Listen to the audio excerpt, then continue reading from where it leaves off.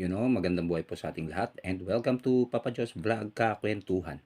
Bakit daw hindi dapat hands-on ang totoong negosyante?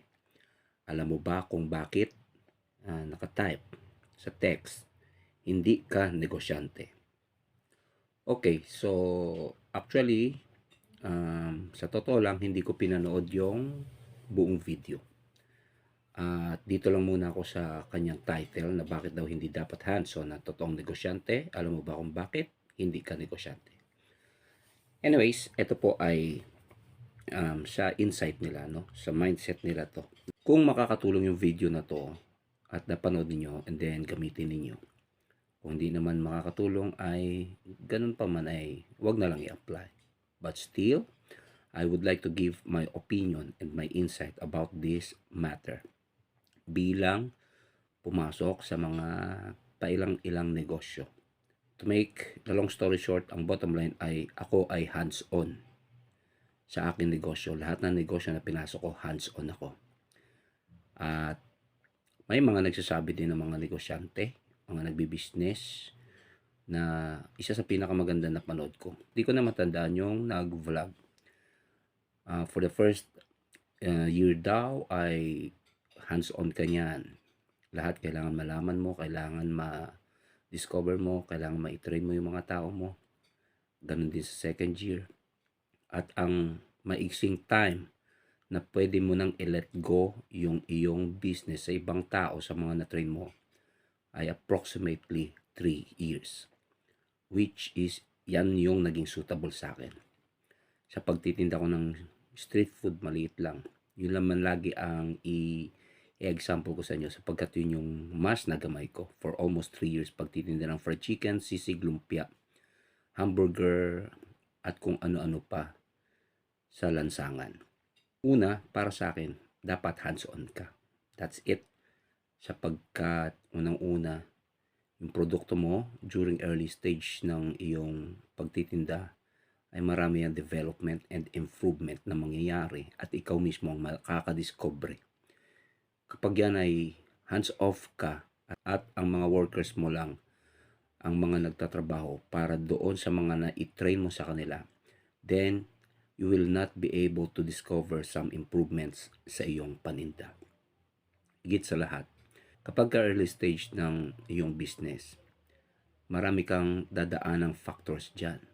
Factors ng sanitation ng paninda mo. Factors ng presyo ng paninda mo. Sapagkat nagbabago lagi ang presyo ng mga materials ng iyong paninda. Factor ng quality ng iyong paninda, including lasa, texture, magkakasama yan. Ganun na rin yung cleanliness. Factor din yan.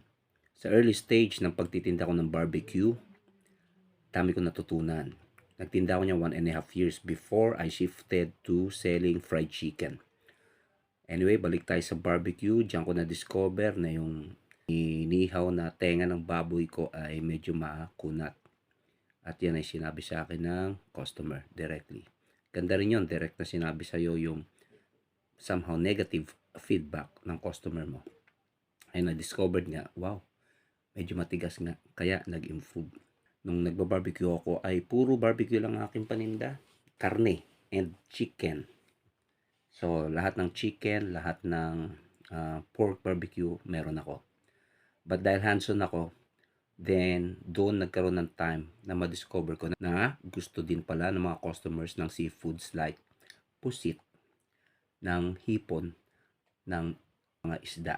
Yun. So nadagdag yan sa paninda ko, kaya of course, pag dadagdagan yung variation ng paninda mo, ay mas maraming pupuntang customers sa'yo.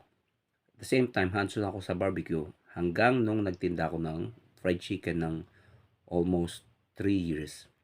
Sapagkat doon ko nakikita kung ano yung service na kailangan ng tao. Yung pagka-courteous mo, respectful mo, yung communication mo sa iyong customer, at yung mga complaints nila. Mostly talaga, mga trabahador, pag iniwan mo, they just work for salary. Sorry to say.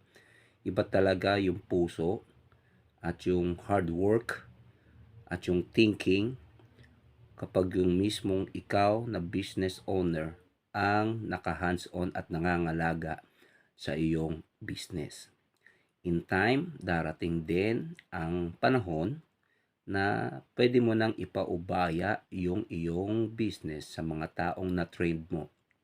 At the same time, hands-on ka pa rin syempre sa pagte-train ng tao mo. Malalaman mo yung sanitation nila, yung character nila, personality nila, how they communicate with customers.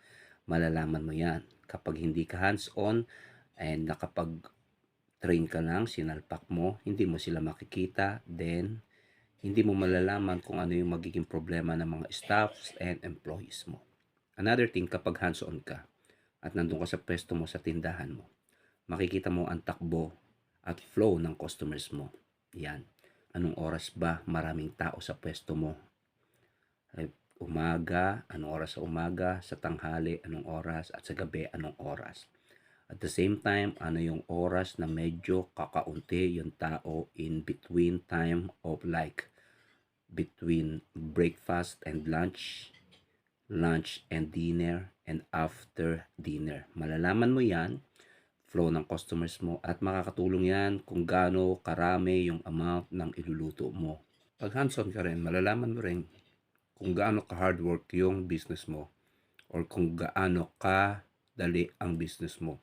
Napakahalaga na hands-on ka sa business mo at lagi mong nabibisita, namamatyagan at namomonitor ang iyong business sapagkat dyan mo malalaman yung totoong pumapasok na pera.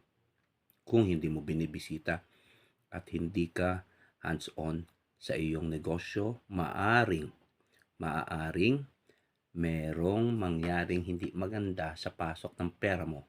At sapagkat hindi maiiwasan yung mga hindi honest and loyal na trabahador, especially sa cashiering, sa sales mo for the day, gaano karami lumabas na paninda mo, gaano kadami din yung pumasok na pera in exchange ng paninda mo.